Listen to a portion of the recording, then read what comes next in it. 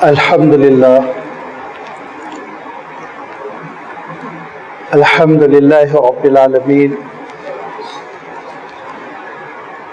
والصلاة والسلام على سيد المرسلين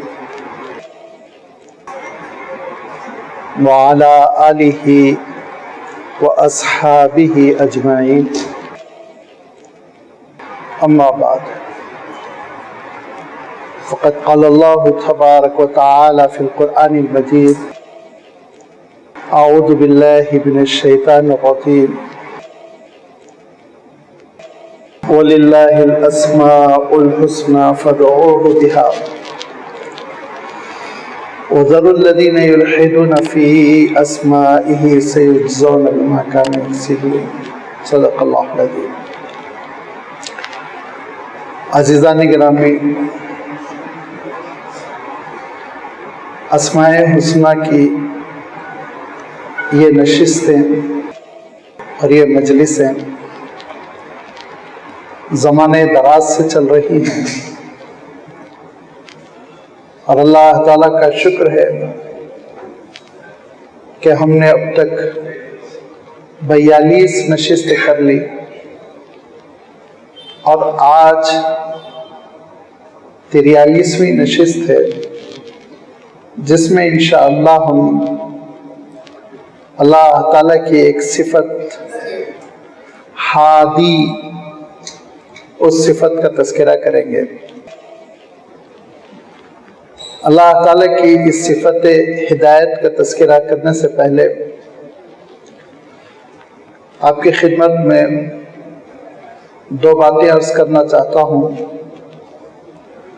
نمبر 1 یہ کہ اسماء حسنہ سمجھنے کے لیے، سننے کے لیے بیٹھنا، جمع ہونا، سفر کرنا، یہ سب بہت بڑی نعمت ہے، کار ثواب ہے. اللہ تعالیٰ کی یہ پیارے پیارے نام ہیں جن کے ذریعے سے ہماری توحید مضبوط ہوتی ہے. اللہ تعالیٰ کی یہ وہ صفات ہیں جن کو سمجھنے سے اللہ تعالیٰ کی ذات مبارک سے محبت پیدا ہوتی ہے. یہ وہ اللہ تعالیٰ کے اسماء مبارکہ ہیں جن کو سمجھنے سے اللہ تعالیٰ سے تعلق گہرا ہو جاتا ہے، عبادتیں رسمی نہ رہ جاتی، حقیقی ہو جاتی ہیں، شعور کے ساتھ، فہم کے ساتھ.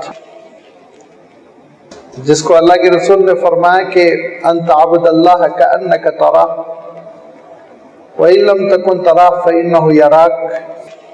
اللہ کی عبادت یوں ہونی چاہیے کہ خود بندہ اللہ تعالیٰ کا مشاہدہ کر رہا ہو، اگرچہ کہ بندہ دنیا کی اس ناقص نگاہوں سے، دنیا کی اس لمیٹڈ اور محدود قسم کی نظروں سے اللہ تعالیٰ کا، اس کی تجلی کا مشاہدہ نہیں کر سکتا، لیکن اللہ تعالیٰ تو خود دیکھ رہا ہے. جب بندہ نماز پڑھ رہا ہے تو اللہ تعالیٰ اس کو دیکھ رہا ہے. اور نہ صرف دیکھنا بلکہ اللہ کے رسول صلی اللہ علیہ وسلم فرماتے ہیں کہ ایسی کیفیت جیسے کہ مکالمہ ہو رہا ہو، ڈائلاگ. الحمدللہ رب العالمین بندہ کہتا ہے تو اللہ تعالیٰ فرشتوں میں کہتا ہے کہ مجدنی عبدی، دیکھو میرے بندے نے میری تعریف کی. بندہ جب یہ کہتا ہے کہ اہدنا الصراط المستقیم، اللہ تعالیٰ ارشاد فرماتا ہے دیکھو بندہ دست دعا دراز کر رہا ہے، مجھ سے کچھ مانگ رہا ہے. بندہ جب کہتا ہے صراط الذین انعمت علیہم غیر المغضوب علیہم ولا الضالین، اللہ تعالیٰ فرشتوں میں ارشاد فرماتا ہے یہ جو مانگ رہا ہے وہ عطا کرنا میری ذمہ داری ہے. ایک مکالمہ ہو رہا ہے.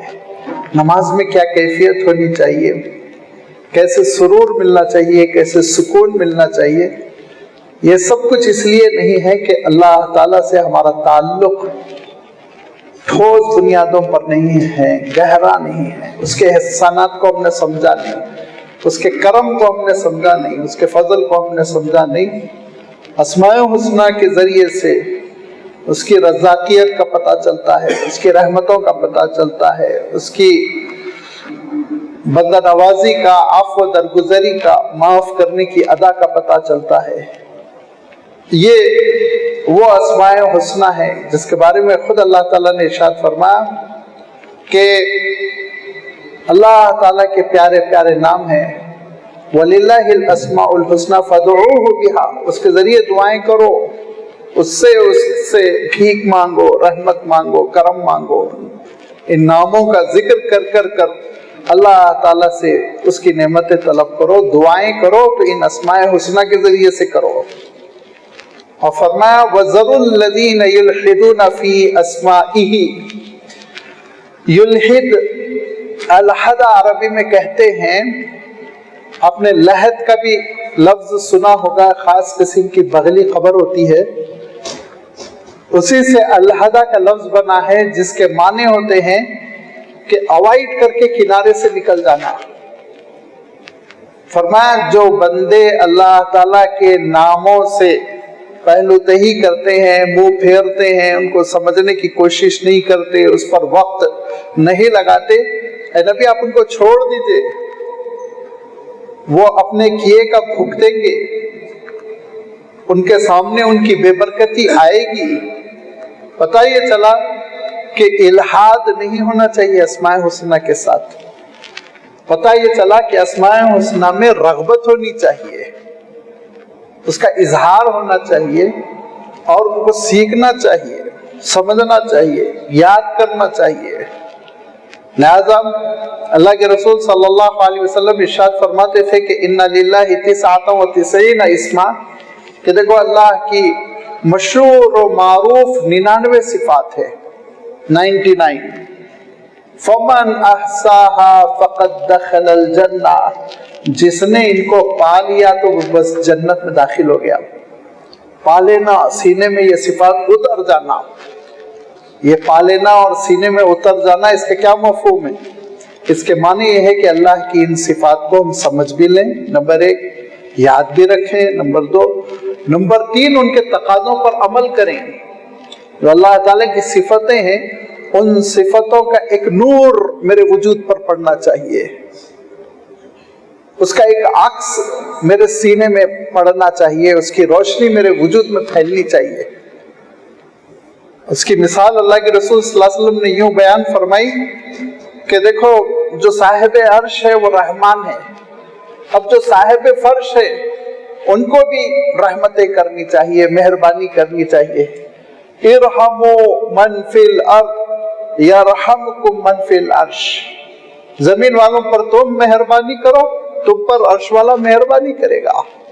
وہ غفار ہے، گناہوں کو معاف کرتا ہے، تو لازمی بات ہے ہمارے اندر بھی یہ صلاحیت ہونی چاہیے، عفو درگزری، معاف کرنا، ایشو نہ بنانا کسی چیز کا، کسی کی غلطیوں پر پردہ ڈال دینا، بدنام کرنے کی کوشش نہ کرنا۔ یہ اثر ہماری زندگی پہ اللہ کے اسما کا پڑنا چاہیے۔ وہ رزاق ہے، وہ رزاق ہے، اور اس کی رزاقیت کی ایک شان میرے اندر یہ پیدا ہو، جس کو اللہ تعالیٰ نے بھی قرآن پاک میں بار بار ارشاد فرمایا، اور اللہ کے رسول صلی اللہ علیہ وسلم نے بھی فرمایا کیا، وَيُطْعِمُونَ الطَّعَامَ عَلَى حُبِّهِ مِسْكِينًا وَيَتِيمًا وَأَسِيرًا۔ بندے مومن کی شان یہ ہوتی ہے کہ وہ مسکین کو، یتیم کو، مفلوق الحال کو، پریشان حال کو کھانا کھلاتا ہے، کھانے کا انتظام کرتا ہے، کہ وہ رزاق کا بندہ ہے، اور اس کے اندر بخل نہیں ہوتا، وہ ڈرتا نہیں کہ میں کھانا آج رات کا کھلا دوں، صبح ناشتہ رہے گا نہیں رہے گا، اس کو یقین ہے کہ میرا مولا صبح انتظام کر دے گا۔ یہ اسماء الحسنی ہیں جن کے اثرات ہماری زندگی پہ مرتب ہونا چاہیے، اور جب یہ اثرات مرتب ہوں گے تو آپ یقین جانیے کہ ہم ہر دل عزیز بنیں گے، اس کی برکت دنیا میں بھی ملے گی، ہم ہر دل عزیز بن جائیں گے، اور پھر آخرت میں تو لازمی بات ہے جس سینے میں معرفت خداوندی ہوگی اس کا جو اعزاز ہوگا اس کا آپ اندازہ کر لیجئے۔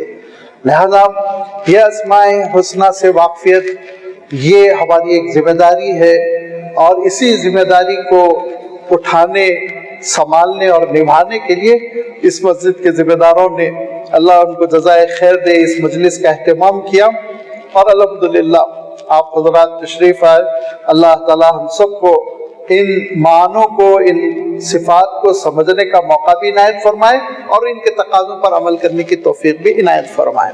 یہ ایک بات کے بعد دوسری بات میں آپ کی خدمت میں یہ رکھنا چاہتا ہوں کہ جو پچھلی نشست ہوئی، ہماری جو مجلس تھی 42ویں مجلس، پچھلے مہینے جو مجلس ہوئی، اس میں نور پر، اللہ کی ایک صفت نور پر گفتگو ہوئی تھی، اور سورۃ النور کی جو آیت النور ہے اسی کی روشنی میں گفتگو ہوئی تھی، اللہ نور السماوات والارض۔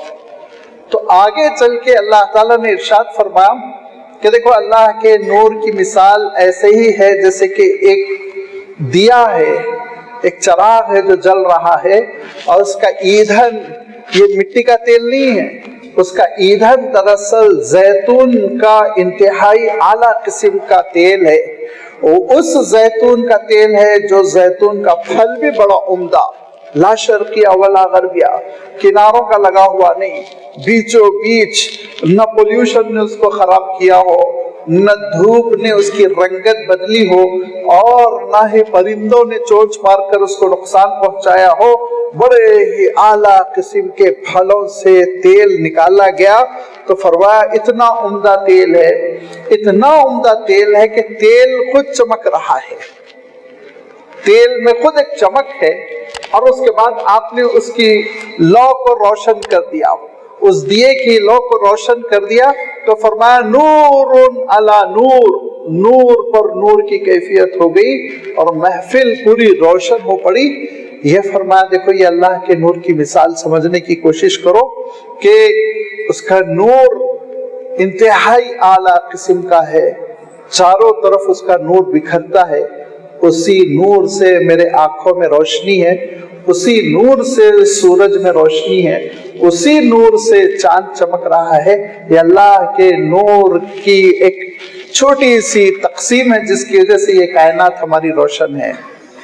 یہ نور فرمایا بندے مومن کے دل میں روشن ہے، یہ شمع بندے مومن کے دل میں روشن ہے، فی بیوت اذن اللہ ان ترفع، کہ اللہ تعالیٰ نے روشن کر دیا ہے ایمان والوں کے دل میں۔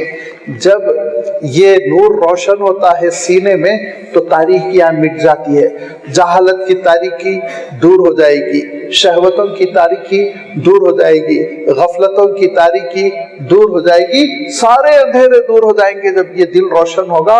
اور پھر بندے مومن کی کیفیت یہ ہوتی ہے کہ یندر بنور اللہ، حدیث میں نے کوٹ کی تھی، اتقوا فراست المؤمن، مومن کے اندر جو فہم و فراست پیدا ہو جاتی ہے کہ اس سے تم احتیاط کرو، اس کو چھیڑنے کی کوشش نہ کرو، فإنہ یندر بنور اللہ، کیونکہ وہ اللہ کے نور سے چیزوں کو دیکھتا ہے، اس کی سمجھ بہت عمدہ ہوتی ہے، اس کی سمجھ بہت اعلیٰ ہوتی ہے، اور یہی وہ ایمان کا نور ہے جو بندے مومن کے دل میں روشن ہے کہ 1500 سال سے بڑی بڑی سازشوں کے باوجود یہ امت صراط مستقیم سے نہیں ہٹی، ہر طرح کی سازشیں ہوئی، حکومتوں کی جانب سے ہوئی، دشمنوں کی جانب سے ہوئی، چاہنے والوں کی جانب سے رشوتیں دے دے کر ہر طریقے سے اس امت کو ڈگر سے ہٹانے کی کوششیں ہوئی، لیکن الحمدللہ یہ امت صراط مستقیم کو نہیں چھوڑی،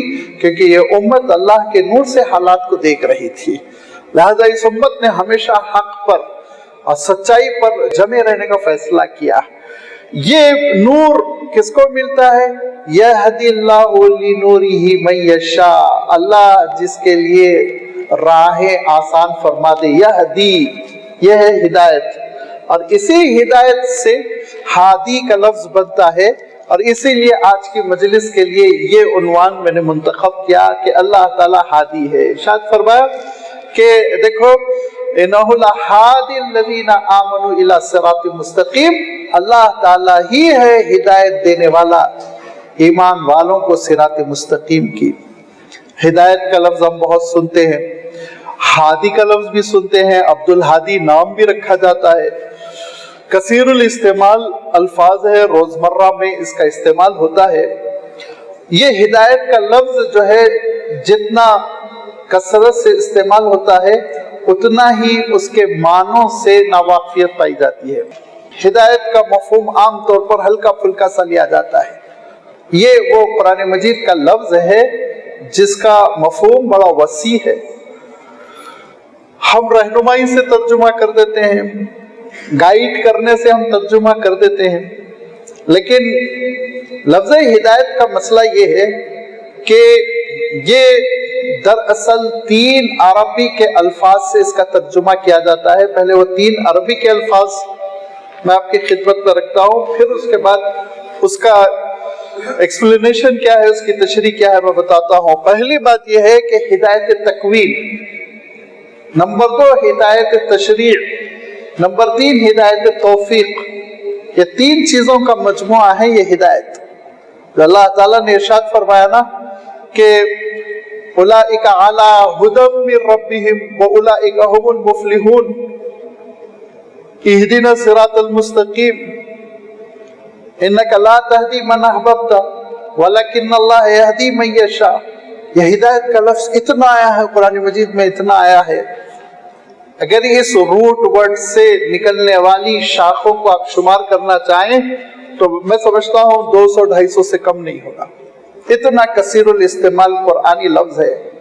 इस लफ्ज में अल्लाह ताला ने जो हकीकत को मुज़मर रखा है कि सबसे पहली चीज तो ये है, देखिए हिदायत तकवीन, कि अल्लाह ताला हमको और आपको एक फितरत अता फरमाता है और वो फितरत हमारी रहनुमाई करती है।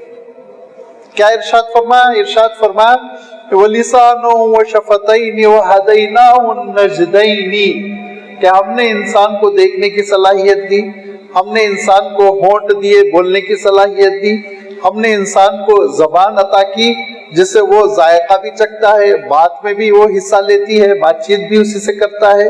वो हदैनाहु, और हमने हिदायत दे रखी है 2 वादियों की, अन्नजदैनी। 2 तर्जुमे किए गए। 2 वादियों से मुराद 2 वैलीज, नजदुन वैली को कहते हैं, वादी को कहते हैं। 2 वादियों से मुराद एक तर्जुमा जो किया गया है वो ये कि हिदायत की, इस्लाम की वादी, गुमराही की वादी, दोनों अल्लाह ताला ने बता दी। और ये कुरान मजीद में अल्लाह ताला ने दूसरे मकाम पे भी इरशाद फरमाया वजअलनाहु समीअन बसीरा व हदैनाहु सबील इम्मा शाकिरा व इम्मा कफूरा। हमने रास्ता बता दिया, शुक्रगुजारी के रास्ते पे चलना है चलो, नाशुक्री के रास्ते पे चलना है चलो, दोनों का अंजाम तुम भुगतोगे। शुक्रगुजारी होगी अल्लाह ताला के पास पजीराई होगी, नाशुक्री होगी अल्लाह ताला के पास सजा भुगतना पड़ेगा। लिहाजा अल्लाह ताला ने रास्ता जो सुझा दिया हमको, ये हिदायत तकवीन है। और वह हदैनाहु नजदैन, 2 वादियों का तर्जुमा एक और भी किया गया है, नजदैन का तर्जुमा एक और भी किया। मुफस्सिरीन की बड़ी तादाद ने एक ये मफहूम भी लिया कि देखो माँ के पेट पे हम तुम्हारी परवरिश करते हैं, तुम्हारा दिल बना, तुम्हारा भेजा बना, हड्डी गोश्त पोस्त, और हमने तुमको सुनने वाला देखने वाला बनाकर दुनिया में भेजा। लेकिन जो एक बच्चा पैदा हुआ, पहला दिन उसका है, उसको फीडिंग की सलाहियत कहाँ से आ गई? वह हदैनाहु नजदैन, हमने तुमको 2 वादियां बतला दी, तुम्हारे अंदर हमने ये सलाहियत रख दी कि तुमको मालूम है ग़िज़ा कहाँ से लेना है। सिखाने की जरूरत नहीं है, कोई नर्स ट्रेनिंग नहीं देती, खुद अल्लाह ताला ने फितरत रखी है। एक तर्जुमा ये भी किया गया है कि तुम्हारी ग़िज़ा कहाँ है, ये ग़िज़ा का जो सोर्स है वो हमने तुम्हारी फितरत में रख दिया है। ये हिदायत तकवीनी होती है जिसके मानी ये होते हैं कि अल्लाह ताला ऐसे नेचर पर पैदा करे कि खुद ब खुद फंक्शनल हो जाए हम। इसको अल्लाह ताला ने दूसरे मकाम पे वाहियुन से भी ताबीर फरमाया, वऔहा इला नहली, शहद की मक्खी को हमने ये फितरत दी कि वो जत्था बनाए, फूलों पर जाए, रस चूसे, शहद में तब्दील करे। किसने दी सलाहियत? बत्तख का बच्चा सीधे तीरता है, कौन ट्रेनिंग देता है उसको तैरने की? آپ حیرت کریں گے کہ کچوا یہ اپنے انڈے دیتا ہے سمندر سے تقریباً پانی سے آدھا کلومیٹر دور جا کر، 1 فرلنگ دور جا کر انڈے دیتا ہے اور اس کے اوپر ریتی ڈال دیتا ہے. وہ مرغی کی طرح انڈے سیکنے نہیں بیٹھتا، بلکہ اس کے اوپر ریتی ڈال کر وہ اپنا چلا گیا تالاب میں. اب وہ 30 دن کی مدت گزرنے کے بعد انڈے سے کچوے کے بچے برآمد ہوتے ہیں، اور کبھی کبھی 100 انڈے ہوتے ہیں، 70-80 انڈے ہوتے ہیں، 70-80 بچے نکلتے ہیں. ان میں سے کچوے کا کوئی بچہ تالاب کے الٹے سمت نہیں جاتا. آپ تحقیق کر لیجئے، سب پانی کی طرف جاتے ہیں. کس نے یہ فطرت دی؟ کس نے یہ صلاحیت رکھی؟ سب کے سب پانی کی طرف جاتے ہیں اور پانی میں اتر پڑتے ہیں. یہ اللہ تعالیٰ کی جانب سے جو فطرت دی جاتی ہے نا، اپنی اپنی زندگی گزارنے کے لیے، اس فطرت کے لیے بھی ہدا کا لفظ اللہ تعالیٰ نے استعمال کیا. اور لازمی بات ہے یہ ہدایت صرف خالق دیتا ہے، مالک دیتا ہے، اللہ تعالیٰ دیتا ہے. دوسری بات ہے ہدایت تشریع. اس کے معنی یہ ہوتے ہیں کہ اللہ تعالیٰ کے دین کی طرف بلانا. ہدایت الارشاد بھی اس کو کہا گیا کہ دین کی طرف بلانا، شریعت کی طرف بلانا، نیکیوں کی طرف بلانا. یہ ہدایت، اس ہدایت کا فریضہ اللہ کے رسول صلی اللہ علیہ وسلم کو تھا ہی. انک لتہدی الی صراط اللہ العزیز الحمید، کہ اے رسول آپ کی ڈیوٹی ہے کہ آپ رہنمائی کریں، گائیڈ کریں، بلائیں، دعوت دیں لوگوں کو اللہ کے راستے کی جانب، جو اللہ تعالی قابل ستائش ہے، غلبے والا ہے، کنٹرول والا ہے. اس رب کے راستے کی طرف آپ بلائیے، یہ آپ کی ڈیوٹی ہے. اور یہ اللہ کے رسول صلی اللہ علیہ وسلم کے لیے بکثرت اللہ تعالیٰ نے ارشاد فرمایا کہ یہ ہدایت دینا آپ کا کام ہے. اس طرح سے اللہ کے رسول صلی اللہ علیہ وسلم ہادی ہیں، ہدایت دینے والے ہیں.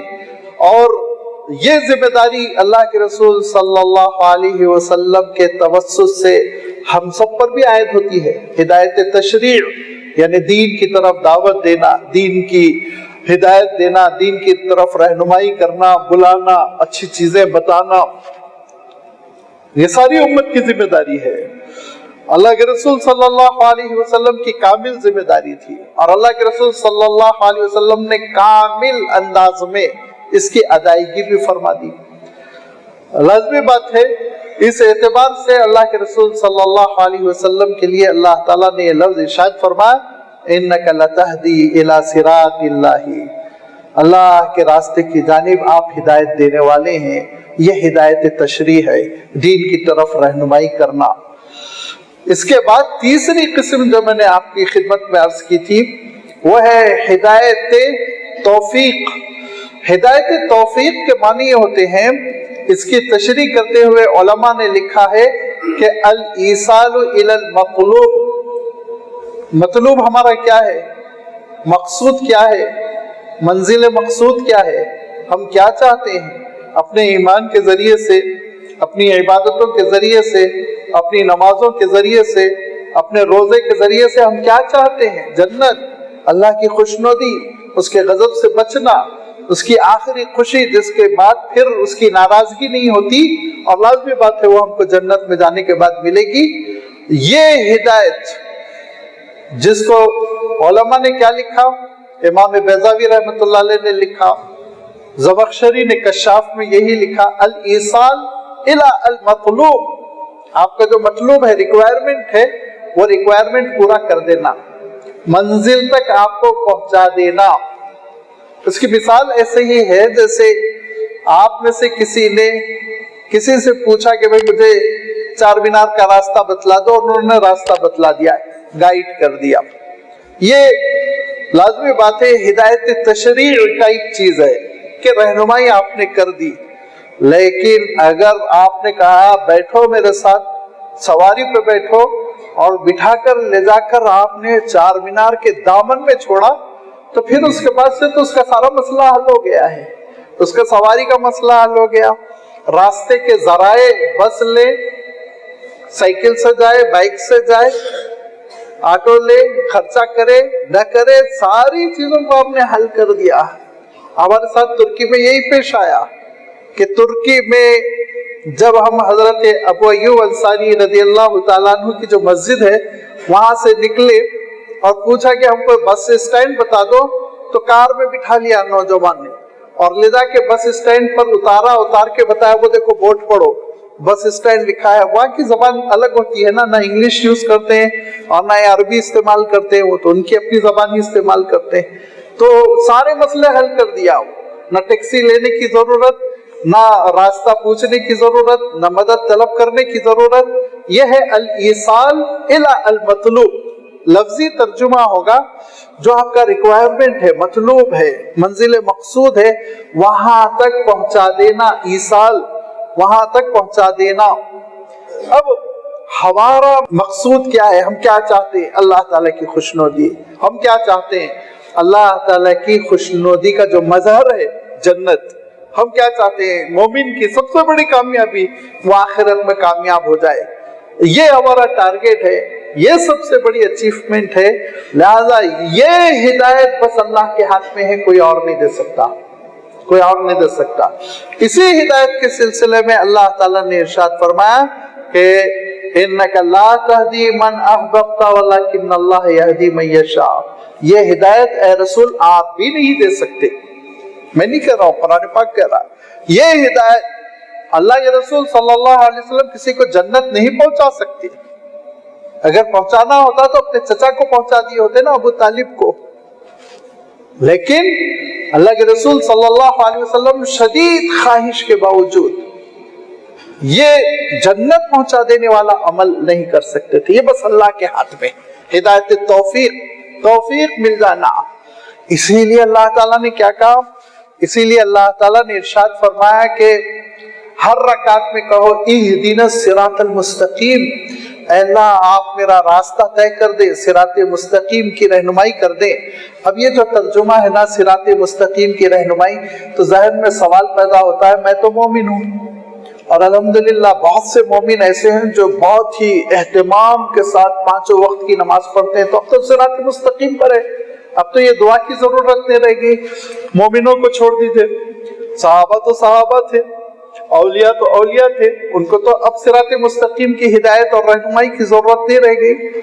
اچھا، اور اولیاء اور صحابہ کو بھی چھوڑ دیجئے، اللہ کے رسول صلی اللہ علیہ وسلم کو کیا ضرورت رہ گئی کہ اب ہدایت ہو، رہنمائی ہو، گائیڈ کیا جائے صراط مستقیم کی جانب؟ لیکن حکم تو یہی تھا، اہدنا الصراط المستقیم۔ ہر نماز میں یہ پڑھتے رہو، ہر رکعت میں پڑھتے رہو۔ کیوں؟ اس کا مفہوم ہی یہ ہے کہ اے اللہ منزل تک پہنچائیے، یہ بس آپ کی شان ہے۔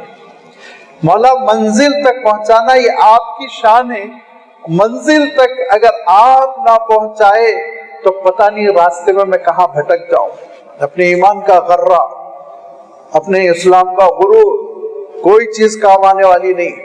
عجیب عجیب حالات ہوتے ہیں، کتنے لوگ دینی ماحول میں پروان چڑھتے ہیں اور بڑے بچپن نوجوانی میں دیندار، لیکن بڑھاپے میں ان کے خیالات میں ایسا انقلاب آتا ہے کہ سوچ کر نہ صرف یہ ان کی بے ایمانی پر افسوس ہوتا ہے بلکہ ان کی بے عقلی پہ حسرت ہوتی ہے کہ کیسی پاگل پنے کی باتیں کر رہے ہیں، کیا کیا پاگل پنے کی باتیں لوگ کرنے لگتے ہیں، کیا کیا اپنے آپ کو سمجھنے لگتے ہیں، کیسی کیسی گمراہی بکنے لگتے ہیں۔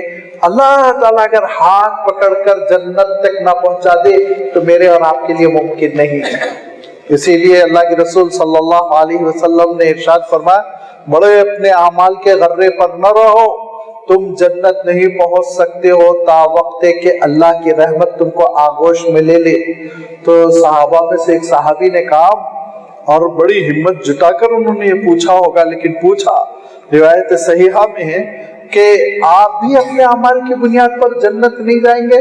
تو اللہ کے رسول صلی اللہ علیہ وسلم نے پوری وضاحت، کانفیڈنس اور کلیئر لہجے میں کہا، نہیں میں بھی نہیں جاؤں گا، الا ان تغمدنی رحمت اللہ، اللہ کی رحمت ہی چھا جائے بس تبھی میں جنت میں جاؤں گا۔ یہ جو ہدایت توفیق ہوتی ہے کہ جنت تک، منزل مقصود تک پہنچا دینا، یہ بس اللہ کی شان ہے، یہ بس اللہ کی شان ہے، کسی کے بس میں نہیں ہے۔ کوئی اپنی دینداری پر، کوئی اپنی نیکیوں پر مطمئن اور مغرور ہو کر زندگی بسر نہ کرے، بڑے عجیب و غریب خاتمے ہوتے ہیں۔ آپ حیرت کریں گے، اللہ کے رسول صلی اللہ علیہ وسلم کا زمانہ ہے اور ایک جنگ ہو رہی ہے اور بڑا غیر مسلموں کا یلغار ہے، سخت جنگ ہے، شدت کی جنگ ہو رہی ہے، اور ایک صاحب بڑی بہادری کا مظاہرہ کر رہے ہیں۔ جہاں وہ غیر مسلموں کی صف میں، مشرکوں کی صف میں گھستے، صف کو پورا بکھیر دیتے، بھگا دیتے لوگوں کو۔ تو ایک صاحب اللہ کے رسول صلی اللہ علیہ وسلم کی خدمت میں آیا، راوی کا نام مجھے یاد نہیں آ رہا، حدیث صحیح میں ہے، انہوں نے آ کے کہا اللہ کے رسول فلاں کو دیکھیے، بڑا کارہائے نمایاں انجام دے رہا ہے، اسلام کی بڑی خدمت کر رہا ہے۔ اللہ کے رسول صلی اللہ علیہ وسلم سر جھکائے خاموش ہو گئے۔ آپ نے اپریشیٹ نہیں کیا، ہاں بھائی بہت اچھا کام کر رہا ہے، جہاد کر رہا ہے، بہت ہی مستعدی سے جنگ میں حصہ لے رہا ہے۔ تو صحابی کو تعجب ہوا، انہوں نے کہا اللہ کے رسول بہت جان کو خطرے میں ڈال رہا ہے، دشمنوں کے نرغے میں گھس جاتا ہے اور ادھر ادھر بکھیر دیتا ہے اللہ کو۔ تو بہت دھیمے سے اللہ کے رسول صلی اللہ علیہ وسلم نے فرمایا ان اللہ یؤید ھذا الدین برجل فاجر، کبھی کبھی اللہ تعالیٰ گناہ گاروں سے بھی دین کی خدمت لے لیتا ہے۔ یہ صحابی چونک گئے کہ ایسا جملہ اللہ کے رسول صلی اللہ علیہ وسلم نے کیسے فرمایا۔ اب انہوں نے کیا کیا، بجائے یہ کہ جنگ میں حصہ لیتے، وہ صاحب کو فالو اپ کرنے لگے، تعاقب کرنے لگے کہ جہاں جہاں وہ جا رہے تھے، لڑ رہے تھے، وہاں وہاں یہ پیچھے سے کور کرتے، دیکھتے۔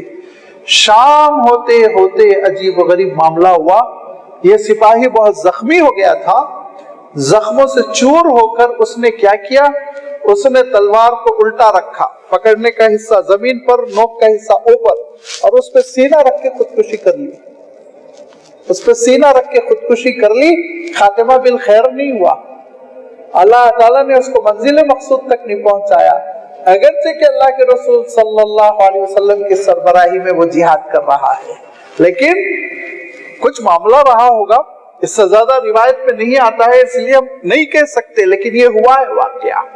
لہذا منزل مقصود تک پہنچانا تو بس میرے مولا کے ہاتھ میں ہے۔ انک لا تہدی من احببت ولکن اللہ یہدی من یشاء۔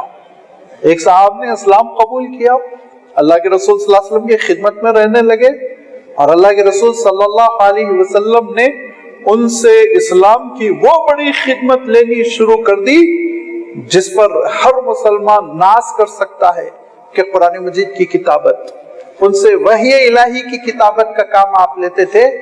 اور ایک مرتبہ وحی لکھتے لکھتے خاص واقعہ پیش آیا اور وہ مرتد ہو گئے، ایمان سے خارج ہو کر مکہ مکرمہ بھاگ گئے، ایسے مرتد ہوئے کہ اللہ کے رسول صلی اللہ علیہ وسلم نے فتح مکہ کے موقع پر کہا کہ اگر وہ شخص تم کو غلاف کعبہ میں ملے تو پکڑ کے قتل کر دو۔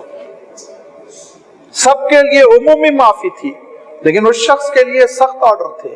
بڑا مذاق اڑایا تھا اس نے اسلام کا، رسول کا، اللہ کی کتاب کا، وہ کسی قسم کی معافی کا مستحق نہیں تھا۔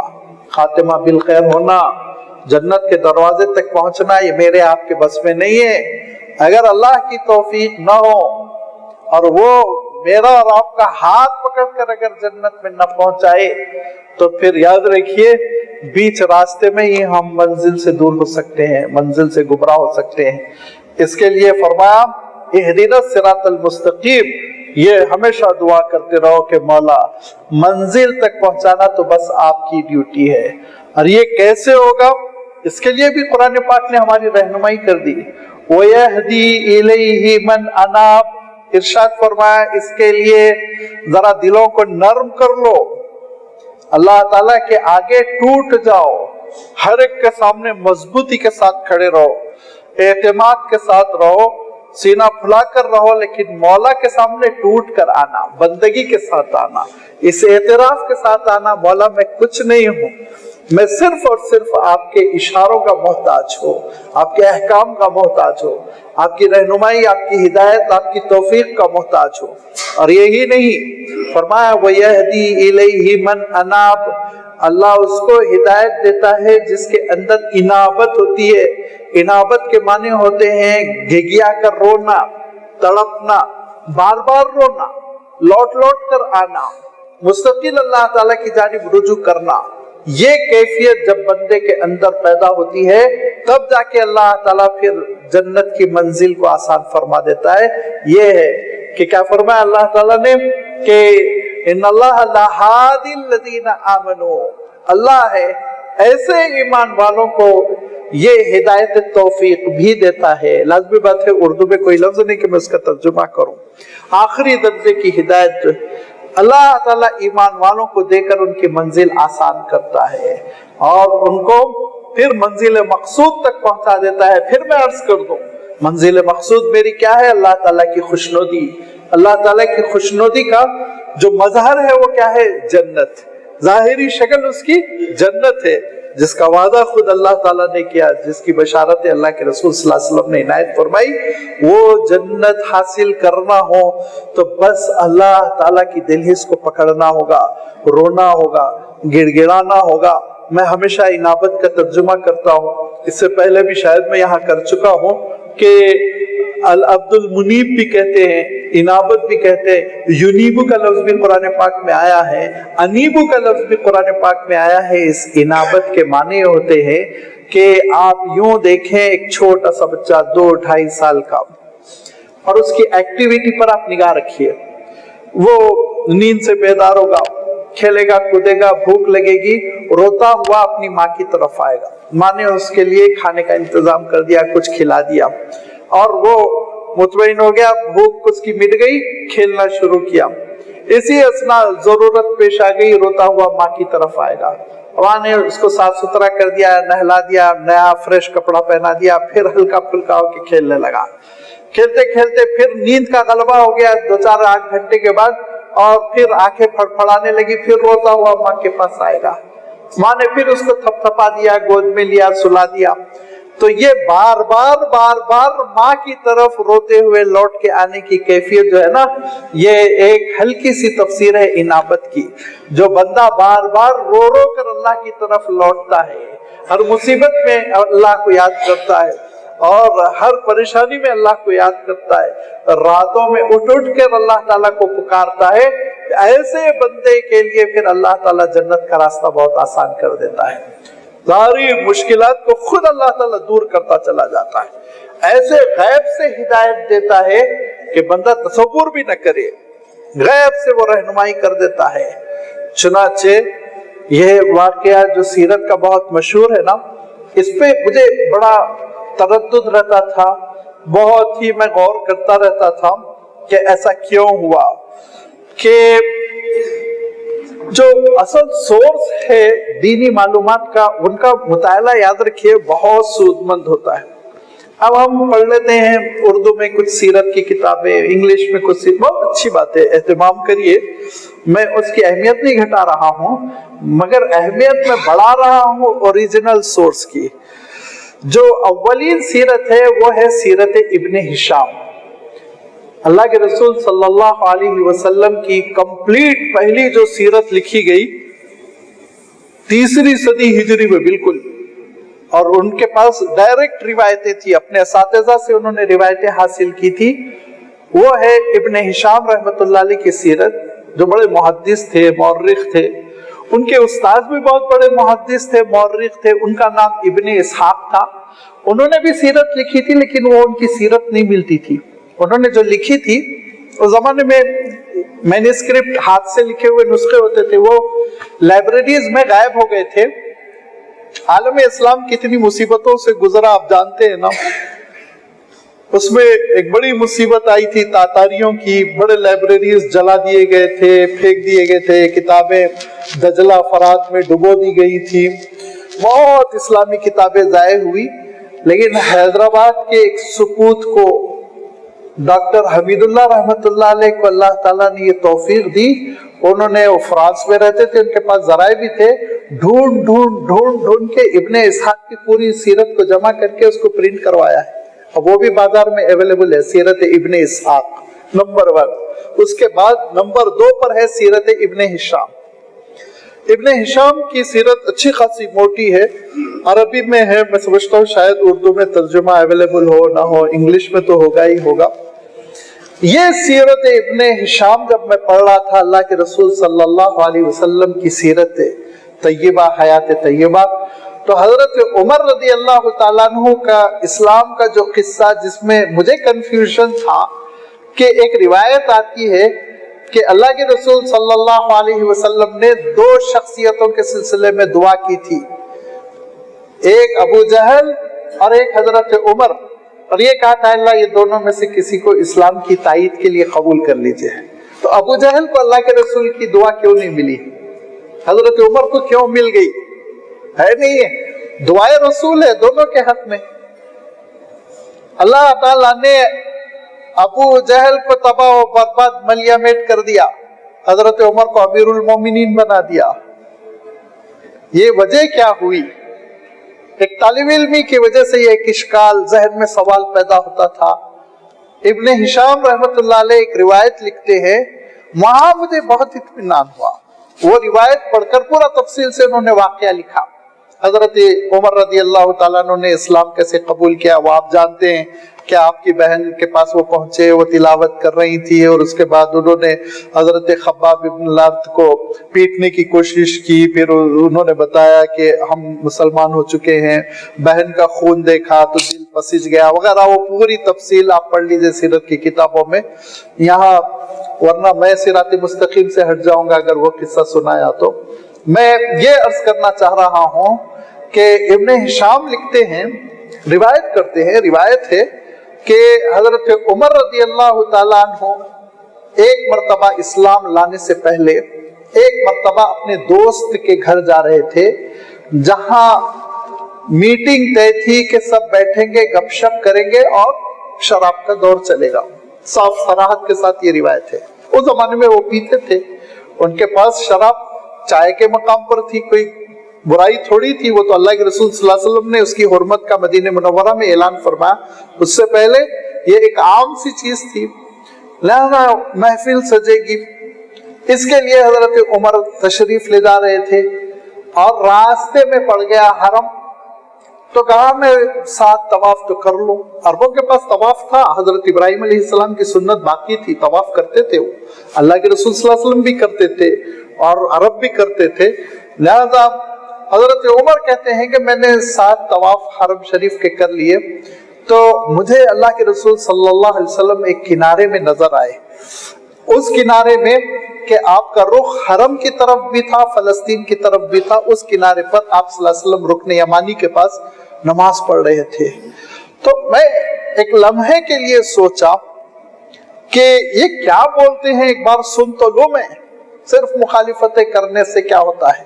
لہذا حضرت عمر کہتے ہیں میں چھپتے چھپاتے بالکل پیچھے آ گیا، اور آپ صلی اللہ علیہ وسلم کی تلاوت سنا، تو اللہ کے رسول صلی اللہ علیہ وسلم جو قرآن پاک کی تلاوت فرما رہے تھے، اس پہ میرا دل ایسا پسیج گیا، ایسا میں نرم پڑ گیا کہ بے اختیار میرے آنکھوں سے آنسو نکلے اور میں رونے لگا، اور اتنا اثر کر گیا کلام اللہ، اتنا اثر کر گیا کہ بے ساختہ میری زبان سے نکلا کہ اے رب الحرم، اے رب کعبہ، اگر یہ سچائی ہے تو میرے دل کو تو پھر نرم کر دے سچائی کے لیے۔ پھر میں واقعہ بھول گیا، لگ گیا اپنے کاموں میں۔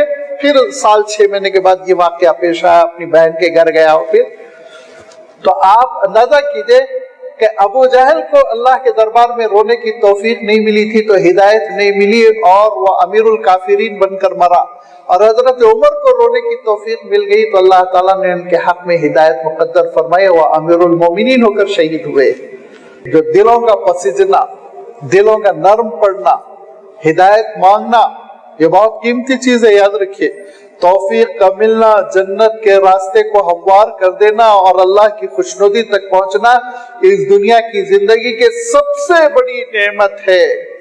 جب چھوٹی چھوٹی نعمتوں کے لیے ہم دعا کرتے ہیں تو اس بڑی نعمت کا اہتمام نہ کریں اور اللہ تعالیٰ سے ہدایت نہ مانگے اور اس کے دربار میں رو رو کر یہ اعلیٰ مرتبت نعمت کا ہم مطالبہ نہ کریں تو یہ نعمت کیوں ملے گی؟ یہ نعمت نہیں ملے گی پھر۔ اسی لیے فرمایا دیکھو یہدی الیہ من اناب، جس کے اندر انابت ہوگی، بندگی ہوگی، ٹوٹ کر جو اللہ تعالیٰ کو رو رو کر پکارے گا، اس کے لیے اللہ تعالیٰ جنت کے راستے کو پھر آسان فرما دے گا، ہموار فرما دے گا۔ یہ وہ ہدایت ہے، ہدایت توفیق، جس کا میں نے تذکرہ کیا۔ یہ اللہ کے ساتھ خاص ہے، اس میں کوئی شریک نہیں، اس میں کوئی شریک نہیں۔ یہ وہ ہدایت توفیق ہے جس کے بارے میں اللہ تعالیٰ ارشاد فرماتا ہے کہ من یہد اللہ فلا مضل لہ۔ جب اللہ تعالیٰ کسی کو یہ ہدایت توفیق دیتا ہے، پوری دنیا اس کو گمراہ نہیں کر سکتی۔ پروپیگنڈا، حکومت، اشتہار بازی، دولت، خوشنمائی، عزت، عہدہ، کوئی چیز اس کو صراط مستقیم سے نہیں ہٹا سکتی جب یہ ہدایت توفیق بندے کو مل جاتی ہے۔ اور فرمایا جب اس ہدایت توفیق کو اللہ تعالیٰ روک دیتا ہے، پوری دنیا مل کے اس کی رہنمائی نہیں کر سکتی، نہیں کر سکتی۔ اچھی سے اچھی کتاب، تقریر، نصیحت، اور نصیحت تو نصیحت اللہ کے رسول صلی اللہ علیہ وسلم کی تقریر بھی اس کو ہدایت نہیں دیتی ہے، پھر نہیں ملی نا ہدایت۔ کتنے لوگ مرے کفر پر، ابو جہل مرا، ابو لہب مرا، عتبہ، شیبہ، بڑے بڑے کفار اللہ کے رسول صلی اللہ علیہ وسلم کو دیکھ رہے تھے۔ اور ابو جہل کا تو مسئلہ یہ راتوں میں آ کر چھپ کر اللہ کے رسول صلی اللہ علیہ وسلم سے تلاوت سنتا تھا۔ یہ بھی سیرت ابن ہشام میں پوری روایت موجود ہے کہ ابو جہل اتنا کیوں تہلکہ مچ گیا ہے، اتنی گڑبڑ کیوں ہو گئی مکے میں، ذرا میں بھی تو سنوں۔ لہذا وہ 3 رات متواتر تہجد کے وقت آتا تھا اور چھپ کر اللہ کے رسول صلی اللہ علیہ وسلم سے تلاوت کلام پاک سنتا تھا۔ اللہ کا کلام اور رسول اللہ کی زبان، اس کے بعد کیا رہ گیا تھا؟ مگر اللہ تعالیٰ نے ہدایت توفیق روک دی، کوئی اس کو ہدایت نہیں دے سکا، کفر پر مرا۔ لہذا یہ ہدایت توفیق ہے جس کے بارے میں اللہ تعالیٰ صاف ارشاد فرماتا ہے۔